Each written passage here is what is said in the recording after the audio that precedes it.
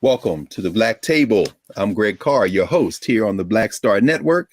And today we have a very important conversation that we're going to have around the nomination of Ketanji Brown Jackson to join the United States Supreme Court. We're going to start with a quote. Quote, Senator James Eastland held up her nomination for months.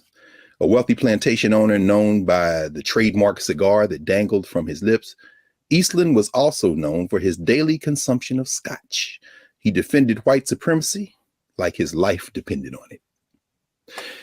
That is a quote referring to the racist chair of the Senate Judiciary Committee, Senator James Eastland from Mississippi, a staunch white supremacist, as he held up the confirmation of the first woman of African descent to serve on the federal bench, Constance Baker Motley. That's taken from Tomiko Brown Nagin's new book, Civil Rights Queen, Constance Baker Motley and the Struggle for Equality.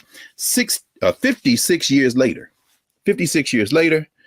we have Ketanji Onyeka Brown Jackson, who has been nominated to the Supreme Court of the United States of America. There's 1.8% of the federal bench of 3,840 judges are women, Black of African descent, 70 of those sisters. Of the 1,395 sitting judges, there are 56 Black women in the district courts of the United States of America. And of the 809 appellate judges, only 13 are Black women. So we thought that we would devote today's Black Table to a deeper dive into the confirmation hearings of Judge Brown Jackson, soon to be Justice Brown Jackson. So joining us today are our legal powerhouse roundtable, two of our regular guests. We have two sisters who are going to help walk us through what we've been seeing and what we can anticipate to see. From Howard University, the director of the Graduate Women's Studies Certificate Program and professor of Africana Studies, Valethia Watkins, and from Georgetown Law Center, Georgetown Law Fellow and soon to be professor, assistant professor of law at the American University, Angie Porter. So welcome back, sisters. Welcome back to the Black Table. Thanks for having us. Absolutely. We thought that today would be very important. Everybody's talking about, obviously, these hearings. And we thought that at the Black Table, we should have a conversation that'd be a little different. And you know, I know, and the viewers increasingly know that the two of you all consistently are talking about the law. And in this case, you've been nonstop back and forth talking about this. So we figured we get the camera on you two and maybe some of you could share some of what y'all been talking about these last few days. So why don't we open up? Either one of you can start. What are some of your early impressions as we see her, Brown Jackson, wrapping up this week of testimony, which will be her only week? Of course, we know next week there will be other folks testifying for and against. So anybody? Well, you began with a quote, and it brought to my mind a quote by Anna Julia Cooper from 1892, when she said, "When and where I enter in the quiet, undisputed dignity of my womanhood, then and there the entire race enters with me." And what I thought about is that we all collectively felt the conditions and context under which she was being interrogated, and the extent to which she was disrespected and insulted. We certainly, and to have that take place with her parents sitting there, one generation removed from Jim Crow segregation, having lived through that. And I think collectively we felt in the spirit what it meant to be grace under fire. We felt what she probably felt in terms of wanting to really tell them what she really thought. But I think she understood the assignment and she delivered. She definitely was grace under fire. She definitely demonstrated that she has a command of the law, that she is highly skilled, and she demonstrated that she was the daughter of educators, because I think she was able, when given the respectful opportunity to address the substantive issue, to break down complex legal concepts and ideals in a way that is understandable, in a way that the average person could grasp. So I'm looking forward to her in that context, being a liaison to the community and to help people understand the law better. That's very important. That's one of the reasons why I really am glad that you all were available on short notice for us to have this conversation. Certainly, we've been laughing about the fact that if you speak Ebonics, which includes, of course, verbal and visual cues, you can read all of the shade she's given, particularly those racists on the clipping those consonants at the end of her words and some of those looks on her face. And her parents, of course, as you say, sitting there, two HBCU grads, and her father went to North Carolina Central undergrad. I think her brother went to Howard, didn't he? I think her undergraduate work at Howard. I mean, the race is all over this thing in so many ways. Angie, what do you think as you've been observing these conversations? Well, first I want to say, because last time we were together, we talked about several of the women on the short list.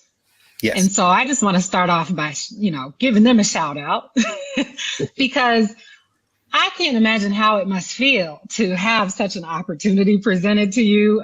People like Leandra Kruger, Michelle Childs, Wilhelmina Wright, and the many others we talked about. And then, that once in a lifetime opportunity is gone. So I just want to say I remember them, while also saying that Ketanji Brown Jackson has shown us that, man, she a bad girl. She a bad girl. And if I'm not infantilizing her, I'm not insulting her. That's the highest compliment. She bad. Yes. And folks who underestimate her or who challenge her need to watch out because she a bad girl. And so that's what she showed all of us these last couple of days. And I'm sure, that's what we do. That's what our people do. We go in there, and as you said, if you catch the language, if you catch the cadence, you know what is being said, even without words. And I think that she really channeled that tradition these last couple of days, relying on something that was deep in there in her identity. A friend of mine, a dear friend of mine, Reagan Henderson, she actually works at a law firm. She does diversity work. She was tuning in and she messaged me and said, Angie, I feel triggered. And I think a lot of people said that to me these last couple of days. And I'm sure we've heard that in our community. I feel triggered watching this because, as a Black woman, you have to go in the room and you're overqualified and it's not enough just to be that. And as a lawyer who's watched these confirmation hearings and who's worked for judges and appeared before judges, I just gave a gentle reminder that, hey, this is what they do. This is to be expected behavior. It's political theater. Mm-hmm. They are playing their own game. And Ketanji Brown Jackson is not a spring chicken to this. This is her fourth time going through such a proceeding. This is the most intense one, I would say, but she knows, and she also is playing strategy. She knows when she can nod and when she shouldn't. She knows when she can become impassioned and when she can't. And so I want us to appreciate her agency and her strategy as well, because she is also participating in what has become, unfortunately, over the years, a game. But she played that game. And that's why I say she a bad girl, because she played it well. That's excellent. In fact, we should talk about that probably when we after we pause in a minute or two for when we come back, because I know you've been reading, among other things, the transcript from the Senate hearings for Thurgood Marshall's confirmation, and you commented on how different that was. And of course, Valika, you remember we were in law school watching Clarence Thomas's confirmations, which were highly politicized. And it made me go back and look and just reflect. Jimmy Carter had no judicial appointments. Of course, the guy who came after him, Reagan, got several bites at the apple with O'Connor and Rehnquist and Scalia. His nomination of Robert Bork, of course, as we know, becomes the turning point. Bork was a pure ideologue. And since then, these hearings have become so incredibly political.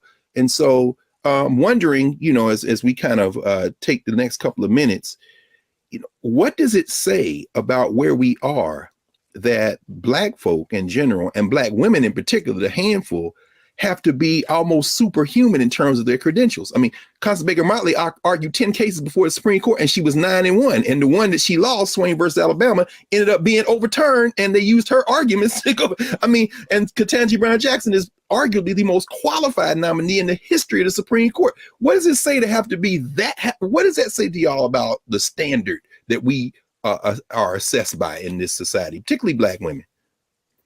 Well, I think we need to be very careful as we're looking at this, because, you know, one of the things I find problematic is sometimes when Democrats are trying to laud the credentials of one of theirs, they're often prone to quote Republicans as not as a bipartisan way of talking about these issues, but as a way to say, well, they have given a stamp of validation or approval, and you never see the opposite happen. So I think she very much understood. I think what Professor Angie was talking about, Porter, what she was talking about, that she had strategy, and she understood that they were deploying certain very old tropes and traps, landmines in some of the questions they were asking her. And she carefully and very skillfully navigated those traps. And I think to add to what you were saying, Dr. Carr, her ability to use nonverbal communication cues to throw shade, to speak her, you know, to not just passively accept what she was doing, but to very strategically use her body language to clap back in ways that demonstrated that she had agency and self-respect in the face of these kind of attacks. It was interesting, as we saw, I believe you say, on Wednesday, Cory Booker. I love Cory Booker. He's a beauty, and now his image of America is clearly a fantasy. It's almost like talking about Santa Claus, but she teared up a little there. And Angie, I'm thinking about this, even as you said in a moment ago, the political theater of this. It's almost like everybody's giving campaign speeches. Are y'all lining up to run for president in 2 years? I mean, but you know, last night I was in class, the other night I was in class with my students over at Howard Law. And one of the things that kept coming up over and over again, a couple of them were actually in the room for the confirmation. They were actually been able to go in. And one of the things that one of the sisters said was, you know, Cory Booker should have let her speak. You have any thoughts about, I mean, not that he was trying to help her, but I mean, you know, she can't talk. And so what do you think, I mean, about even the rhythm of these debate kind of speeches these senators are giving? Oh, there he is. Yeah. Look at him. He's so happy. Anyway, go ahead. Say something. Yeah. It's all political theater. And, you know, the Republicans are participating in it, but so are the Dems. So they are, as you said, giving their campaign speeches. Everyone's trying to appease their donors and their base. The Republicans are trying to appease their conspiracy theorist base who believe there's a cabal of Democrats abusing children. But Cory Booker also trying to appease his base. So, and I think when Judge Jackson teared up, I think in part it was a release too, as a result of the volley that goes on. Because one thing that they do, if you watch for a sustained amount of time, is that the GOP senators just totally rag on her and attack her, and then the Dems rehabilitate her. And they give her the softball questions. They even suggest answers, or they just answer for her in order to rehab. We call it in the trial process rehabilitation. So I think a lot of that was going on. I think the point I would leave people with is that it is all very much theater, and we should appreciate it as such. Excellent. Excellent. Well, I'm very excited. We're about to take a break because in this next section, y'all, we're going to hear these sisters get into the time when Judge Brown Jackson has spoken. And one of the reasons we wanted to do this special episode of the Black Table devoted to the confirmation hearings is because we want folk to be able to translate what you're seeing. And so when we come back, we're going to get into this seeming obsession with child pornography from young Josh Hawley out of Missouri, from Ted Cruz out of Texas with critical race theory, and some of these accusations of her being soft in terms of sentencing guidelines coming from these senators, many of whom are from states of the old Confederacy. Let's just call them the children of Senator James Eastland of Mississippi. So back in a moment with the Black Table, and you all make sure you come back for this. You're going to learn something. I think we all will. Back in a moment.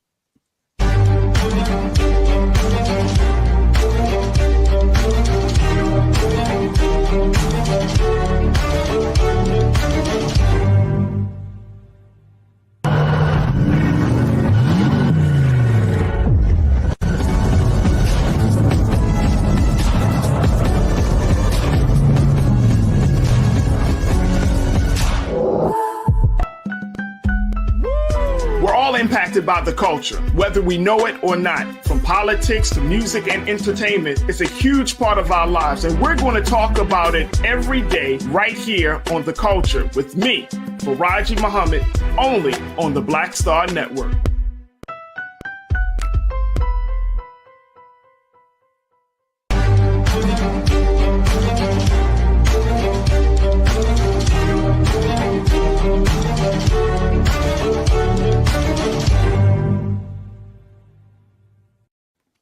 Welcome back to the Black Table. Greg Carr, Black Star Network, and we're joined today by two of our regular guests in our Legal Scholar Roundtable with Professors Angela Porter and Valethia Watkins. And when we left, we were just beginning, Angie, you had just begun to lead us into a shift from what these senators have been talking to each other and their constituencies about, and Judge Brown Jackson speaking for herself. Help us understand, both of you, and I know it's interesting listening to you all talk about this.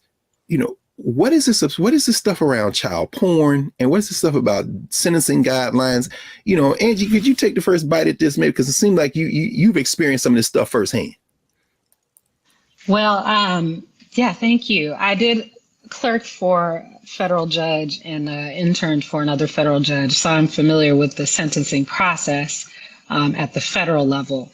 And I think we all know. I mean, we all well, actually, if you don't mind, interrupt. No, that's very important, because perhaps we can maybe take a clip of Senator Cruz questioning her around these pre-sentencing documents, and maybe that'll, you know, because everybody watched it, but then maybe you can help us translate what we're watching, because I don't think necessarily we know why she responded, how she responded, and what her background prepared her to respond in a context like this. Let's take a second and look at this guy from Texas, Ted Cruz, Raphael Edward Cruz.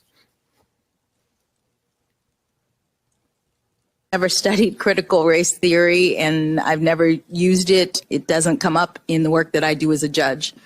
So with respect, I find that a curious statement because you gave a speech in April of 2015 at the University of Chicago in which you described the job you do as a judge.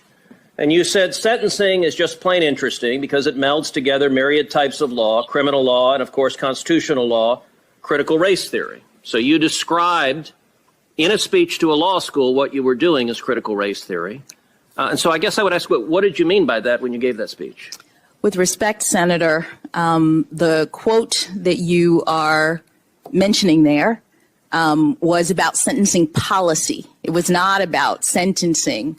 I was talking about the policy determinations of bodies like the Sentencing Commission when they look at a laundry list of various academic subjects as they consider what the policies should be. Okay, but you were vice chair of the Sentencing Commission, so let me ask again, what did you mean by, because that was an official responsibility of yours, what did you mean by what you were doing was critical race? What I meant was that there are a number of, that slide does not show the entire laundry list of different academic disciplines that I said relate to sentencing policy, but none of that relates to what I do as a judge. So, Judge Jackson, all of us will agree that no one should be discriminated against because of race. When you just testified a minute ago that you didn't know if critical race theory was taught in K through 12, I will confess I find that statement a little hard to reconcile with the public record, because if you look at the Georgetown Day School's curriculum, it is filled and overflowing with critical race theory. That among the books that are either assigned or recommended, they include Critical Race Theory, an introduction. They include The End of Policing, an advocacy for abolishing police. They include How to Be an Anti-Racist by Ibram Kendi. They include literally stacks and stacks of books, and I'll tell you two of the ones that were most stunning. They include a book called Anti-Racist Baby by Ibram Kendi. And there are portions of this book that I find really quite remarkable. One portion of the book says babies are taught to be racist or anti-racist. There is no neutrality. Another portion of the book, they recommend to babies confess when being racist. Now, this is a book that is taught at Georgetown Day School to students in pre-K through second grade, so 4 through 7 years old. Do you agree with this book that is being taught with kids that babies are racist? Senator,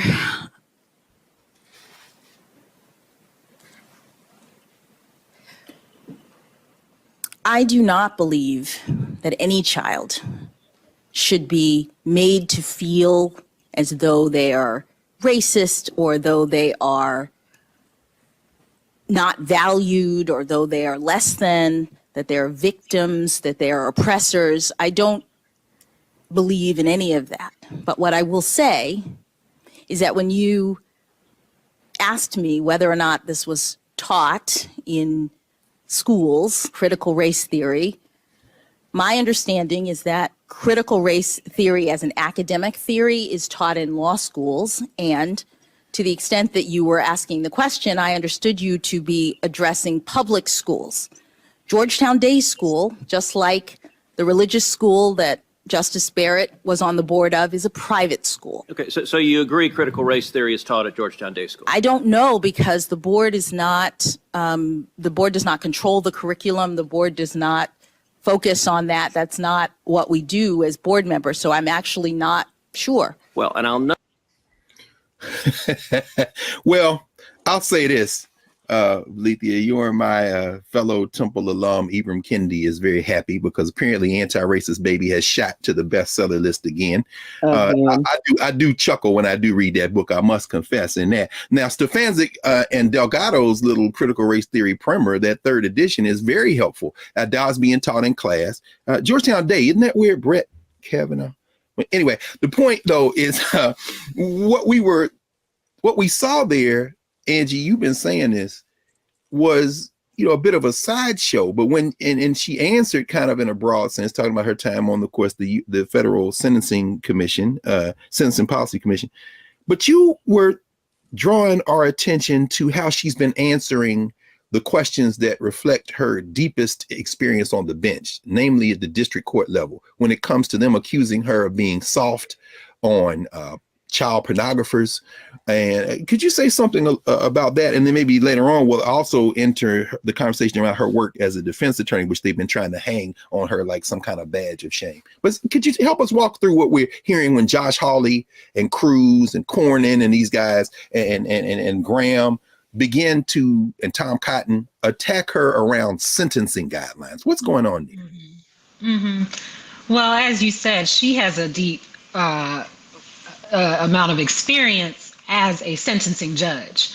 So she is the person on the court with the most time as a trial judge. And I think I have to talk a little bit about the difference between trial work and appellate work. I mean, trial judges are hearing cases, they are seeing parties, they are, seeing trials, and then they do sentence defendants. A lot of their work is sentencing. Appellate judges, so people who are working at the Court of Appeals and people who work at the Supreme Court, they are not hearing trials. They are not sentencing. They are considering other issues based on the record of the trial court. And we can talk about those distinctions more later, but it's important to understand that Ketanji Brown Jackson has the most experience as a trial judge, 8 years. The only other justice to be a trial judge was Sonia Sotomayor, who has 6 years of experience at the trial level. The rest of the justices, excluding Kagan, have all been appellate judges. They don't have sentencing records. They didn't do sentencing. They've been judges who review the record and think about other issues. So it makes total sense for this to be fertile battleground for the Republicans to attack this nominee, because this is what she has been doing.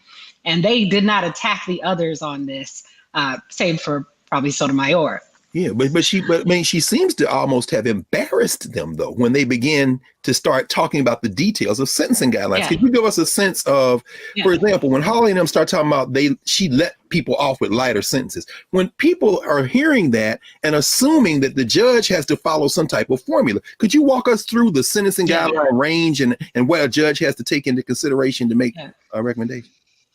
Absolutely. So there are a number of factors that judges consider when sentencing. One factor that they didn't really emphasize, and I think that was strategy, was you get motions from all sides. So you get motions from the defendant. The defense team is arguing that they should have a certain length of time as a sentence. Prosecutors are also arguing for a certain length of time. The probation office investigates every defendant before sentencing in the federal level, and they prepare a very detailed report.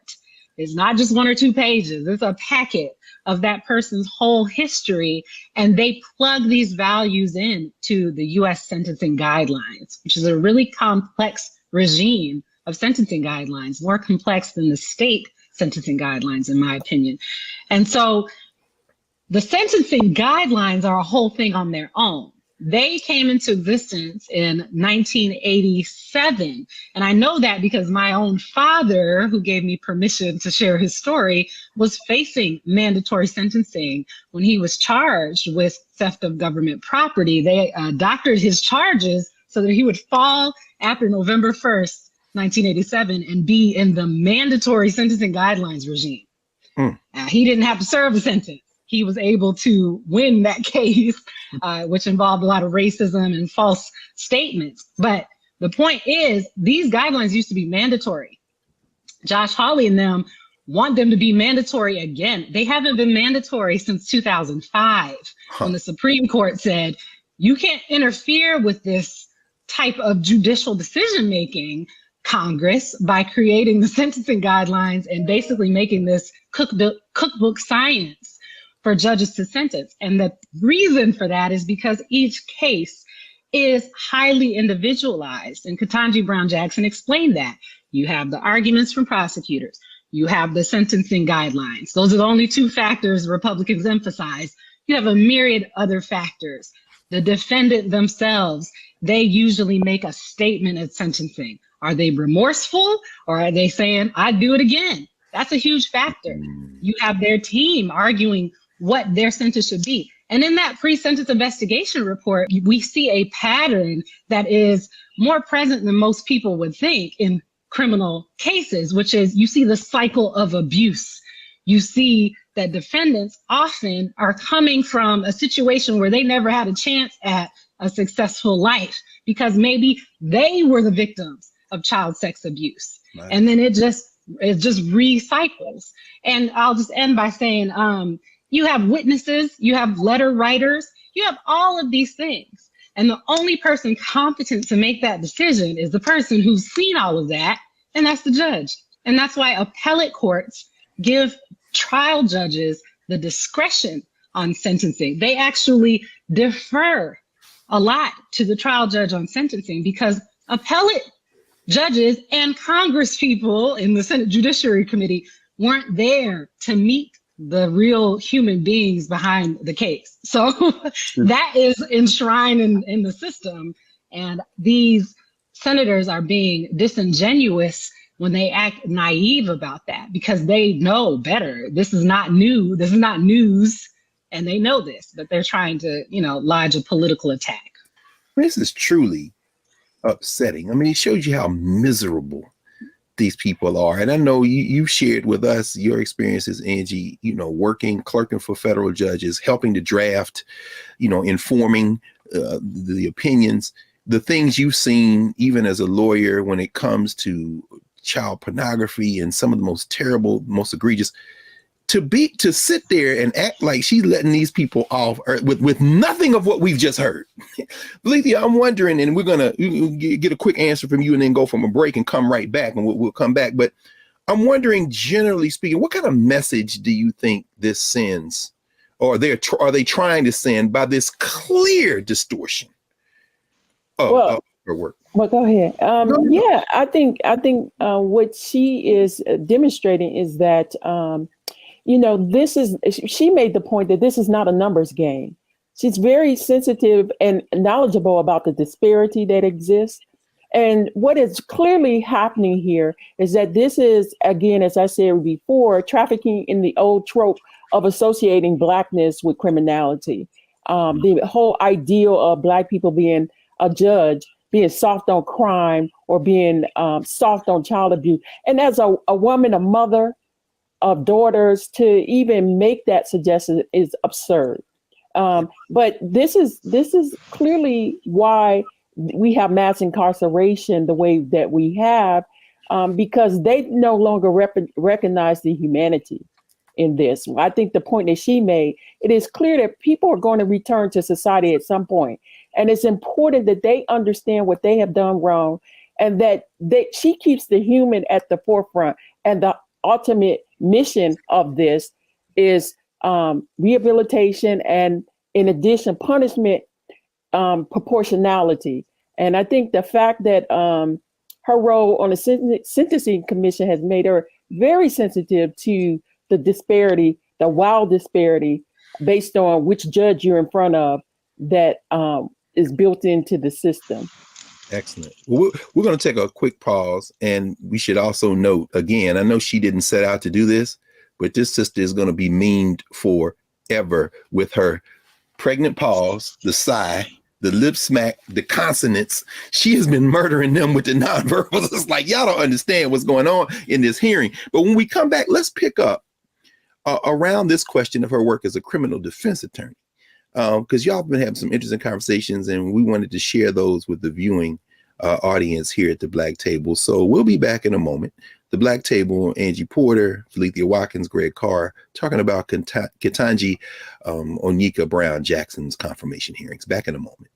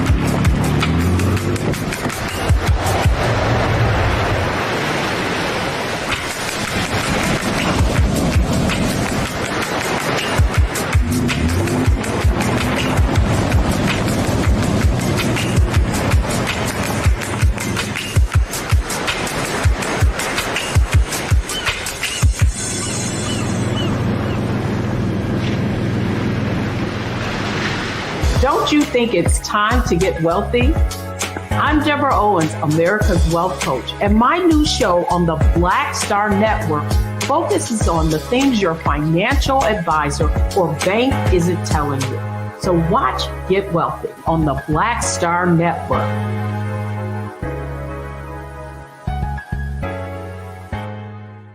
Black Star Network is peace. hold no punches. I'm real revolutionary right now. Support this man, Black Media. He makes sure that our stories are told. Thank you for being the voice of Black America, Roland. Stay black. I love y'all. All momentum we have now, we have to keep this going. The video looks phenomenal. See, there's a difference between Black Star Network and Black-owned media and something like CNN. You can't be Black-owned media and be scared. It's time to be smart. Bring your eyeballs home. You dig?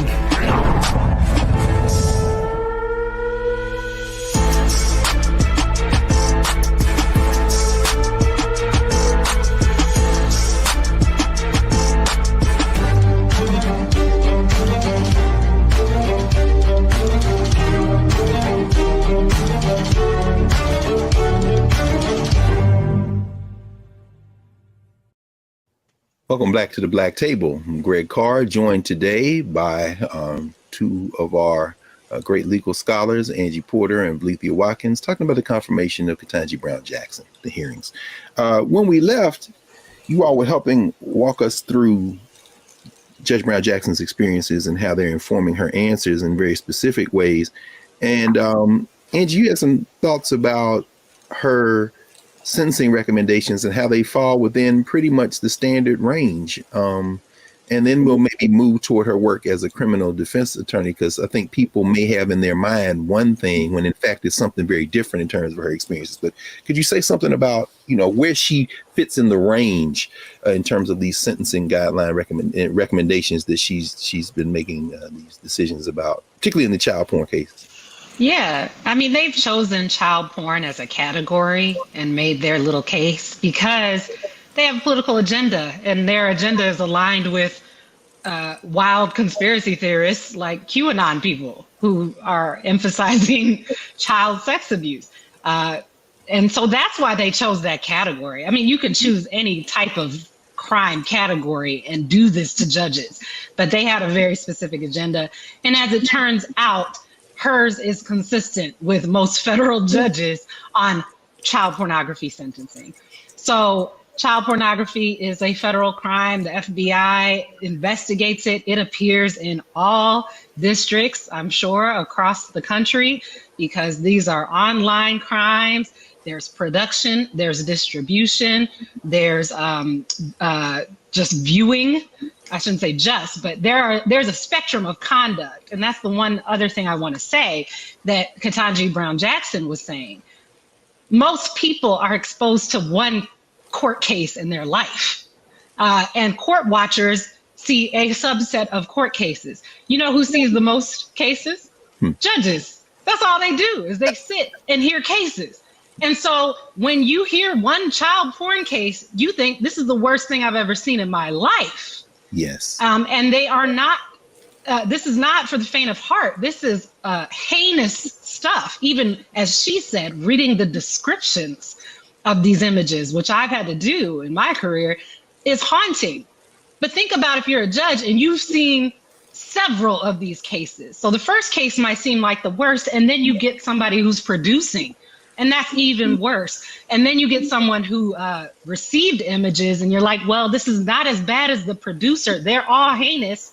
This is what I mean by a spectrum of conduct. And sentencing tells us, the sentencing regime that Congress created tells us that the person on this end of the spectrum shouldn't have the same sentence as the person over here. But what you see these politicians who know this falsely claiming is that everybody should get life, they should be under the jail for every child pornography crime. And that's just pure lies. They know that is not how sentencing works. Now that's interesting, Angie, you bring it up. And Valencia, all three of us have spent time on Connecticut Avenue at Politics and Prose bookstore back and forth. And right next to it is Comet Pizza. And of course, it's Pizzagate. If memory serves me correctly, Valencia, I don't know if you want to jump in. Didn't Ketanji Brown Jackson sentence the guy that drove up from North Carolina with that gun? Yeah, that was the Pizzagate case, and she was the judge in that case. And she definitely sentenced that person. And he was one of those people listening to the QAnon conspiracy theories. And this seems to be in line with them being angry at her sentencing this person. Wait a minute, you mean this saying she's soft on child porn, but she should have let this guy who drove her from North Carolina to murder people go. Exactly. Exactly. Well, she only gave him like, what, 4 years? Yes. So that they're okay. The prosecutor asked, I think she gave yeah. No, what we say the prosecutor asked for what now? Well, I think he asked for 4. No, he asked for 4 or 4.5, and she gave him 4. Huh. So very close to what the prosecutor asked for. But again, they're talking as if the way they want a judge to react in this case is almost like have a computer and you just plug in some factors and always come out at the top end. Then what's the point of having judges? Right. If you're just going to be mechanical about it. And so it's important. And that's what Professor Angie talked about, is the spectrum of seeing the disparity and the differences is important. But this soft on crime charge was the very same. If you go back and look at the confirmation hearings with Thurgood Marshall, the very same charges were leveled at him, that he was soft on crime by Senator Eastland that you mentioned at the beginning. And so, this, he's coming about at the time of the rebellions in 1967. That's right. And they basically were saying crime is rising and it's Black people, and blackness and crime should be conflated, and you're a Black man, so you can't do justice. Well, let's talk about that. Let's talk about that, three of us. In fact, the two of you all, because a lot has been made of her work as a criminal defense attorney. And we know that in the appointments that Joe Biden has made, roughly a third of which being women of African descent, non-white women, the charges from this Judiciary Committee have been, particularly if they have any background as defense attorneys, like that's a crime or something. Could either of you speak about that? And Angie, you said some things, interestingly enough. People think she was walking in with her little briefcase, defending people, meeting in the jail with them, but that's not at all her background experience. Or am I overstating that? No, I think, there are a lot of misconceptions about just how the legal system works, because we are exposed to it through TV, and appellate experience is not as cinematic because appellate lawyers are writing briefs and they are making arguments to judges, but they don't have the jury. They don't even have the client there necessarily. And Ketanji Brown Jackson hasn't been trying to hide this. She said at the confirmation hearing, I was a federal appellate defender. Her Guantanamo Bay clients, she didn't even meet them. And she made a point to say that, like, don't get it twisted. And the Senate Judiciary Committee understands what that means. I think a lot of the public doesn't. They think there's just public defenders who are the ones who you typically see on TV at the trial level, not at the appeals level. The trial level public defenders are the ones who are in the hall with the client, who just met the client right before they came to court, or the one they call in because the person doesn't have or can't afford an attorney. And they are the ones churning and churning and churning cases because they have so many. Federal appellate defense work is going to be different. And again, she owns that.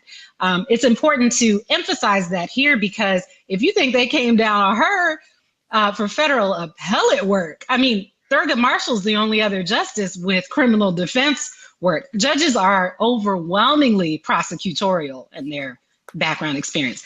Thurgood Marshall was out here defending. He wasn't a government public defender. He was a private defense attorney.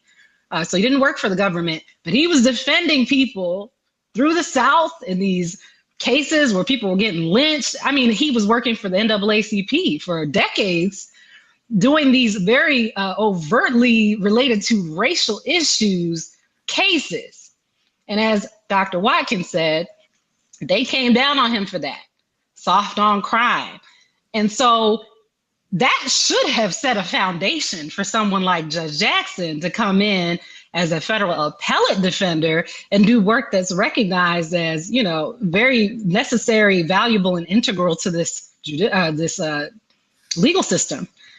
But it didn't. And this is why the notion of progress is ridiculous. We are back before Thurgood Marshall. I don't even think this Congress today would confirm Thurgood Marshall. They probably wouldn't even confirm Ruth Bader Ginsburg, because they are so polarized and thinly veiled racists.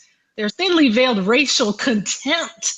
And the idea is normalized that you can't even represent at an appellate level appeals, which are so integral to the Constitution and to the judicial system, because somehow that's soft on crime. It makes absolutely no sense. Let's talk about that for the next few minutes, and then we'll take our break and come back with our closing segment. This is fascinating. I mean, the whole idea that a Thurgood Marshall wouldn't be confirmable today to the Supreme Court, perhaps even a Constance Baker Motley, whose record probably in comparison would be considered more centrist. Valethia, in the shift, even, like I said, since we were in law school watching Clarence Thomas to now, and then just right before that, Robert Bork with the Reagan administration, have we passed the point now where you can have people nominated and appointed to the federal bench, particularly the Supreme Court? I'm talking about Black people now, who don't fit this kind of cookie cutter Ivy League, double Ivy League. I mean, this was the internal critique of Ketanji Brown Jackson, kind of paint by numbers, don't make any mistakes in your life. Can you have a forceful intellect like a Pauli Murray type or a Thurgood Marshall type? Could they be appointed today? It would be very difficult for that to happen, because when you talk about, to lean it back to the professional diversity that she's bringing in terms of being a defender, it is just so the public needs to be educated. You are not your client, and so these people claim to love the Constitution, and yet this role of an adversarial system requires that people defend or provide a service to defenders. And so this system provides a very perverse incentive to not only throw the book at people, but those who have political ambitions to be excessively hard. And so the whole notion of justice is totally thrown out of the window. So in terms of the devolution of the system, it's barely functioning. It's very barely functioning as the Senate and Congress as a political institution. And that's why you have a crisis of legitimacy at the Supreme Court. It's so hyper partisan, so hyper political, that people are not looking at the merits of these people's qualifications. They're looking at which team ideologically are you on and who's going to get the political advantage. So there's barely the even pretext any longer that it is about justice, that is about these high principles that they talk about. It's about political gamesmanship and win it at all costs. Go ahead. Yes.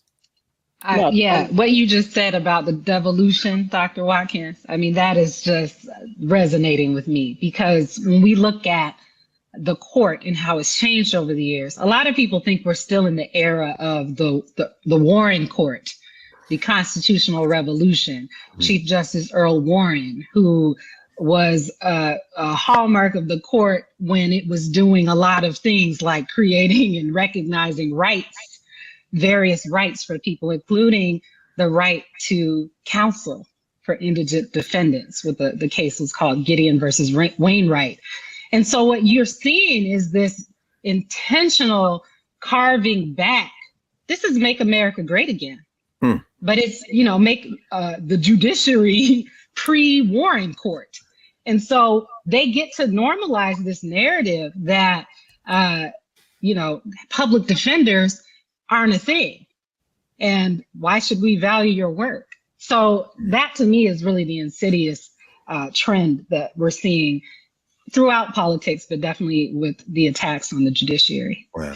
Well, that goes with your point about them not even funding public defenders and meeting your clients 2 minutes before the trial starts. That's right. They've already shown they don't value. That's right. Public defenders. Let's take a pause. We'll take our final pause, and when we come back, this is a perfect segue for us to consider, because she's going to be confirmed, to consider what's next and what cases she'll be hearing, which ones she may even already said she's going to recuse herself from, unfortunately. But we'll continue back in a moment at the Black Table.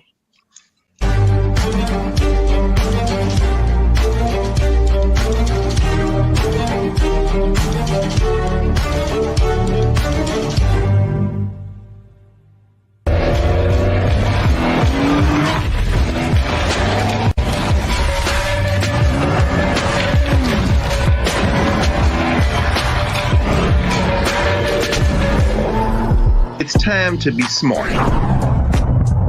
Roland Martin's doing this every day. Oh, no punches! Thank you, Roland Martin, for always giving voice to the issues. Look for Roland Martin in the whirlwind, to quote Marcus Garvey again. The video looks phenomenal, so I'm really excited to see it on my big screen. Support this man, Black Media. He makes sure that our stories are told. See, there's a difference between Black Star Network and Black-owned media and something like CNN. I got to defer to the brilliance of Dr. Carr and to the brilliance of the Black Star Network. I am Roland with Roland all the way. Honored to be on a show that you own. A Black man owns the show. Folks, Black Star Network is here. I'm real revolutionary right now. Roland was amazing on there. Stay black. I love y'all. I can't commend you enough about this platform that you've created for us to be able to share who we are, what we're doing in the world, and the impact that we're having. Let's be smart. Bring your eyeballs home. You can't be Black-owned media and be scared. You dig?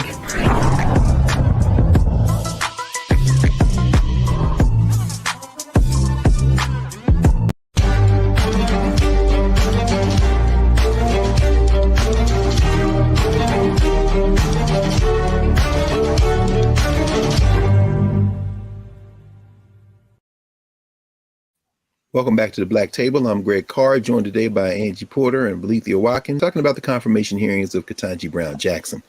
So as we were talking, let's look ahead. Brown Jackson said that she would recuse herself from the Students for Fair Admissions versus Harvard case, the affirmative action case that the court will be hearing. And any of you all have any thoughts about what Justice Brown Jackson will face on the bench, what the future of the court might look like? Clarence Thomas has been ghost for the past few days. People are speculating perhaps his will be the next seat. I'm one of those people, by the way, that would speculate whenever the next vacancy comes open. I'm thinking it's going to be Clarence Thomas. Any thoughts on what Justice Brown Jackson will be walking into on the court, and how perhaps we even predict how she would rule on any of these cases? Well, I think it's going to be an interesting new chapter on the Supreme Court when she gets there.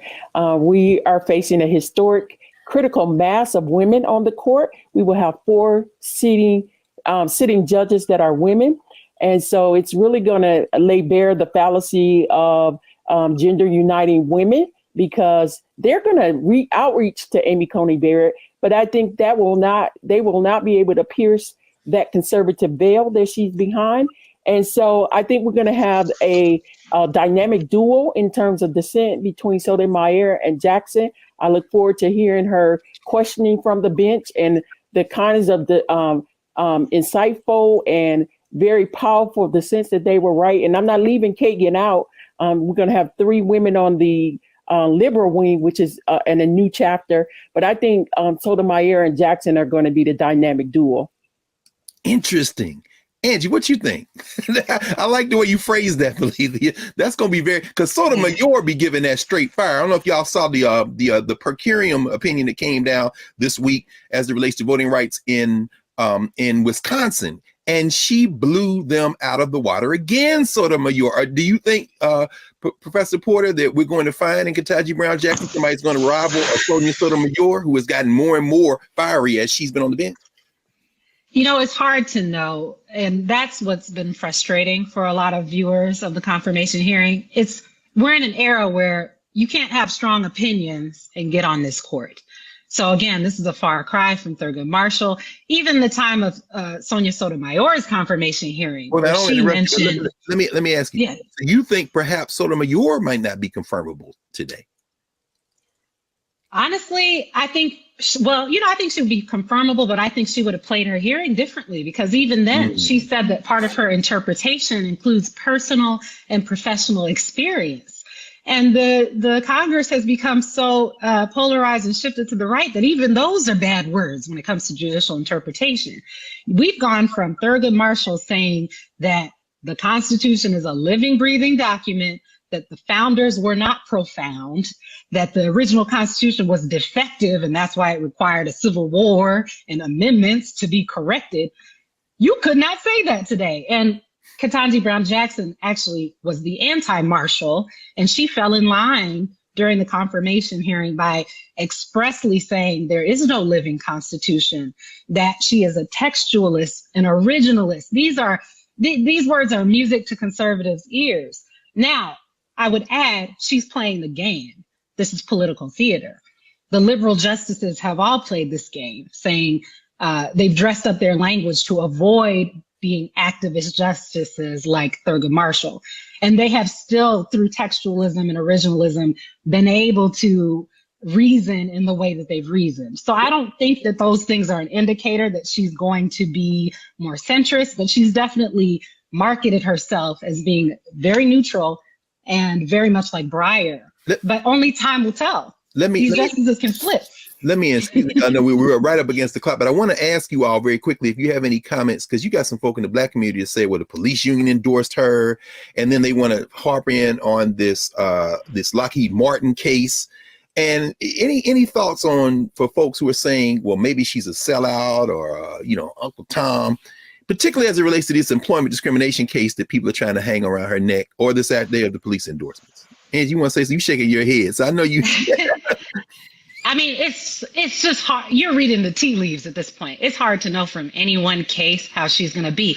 And remember, she was a district court judge most of her career.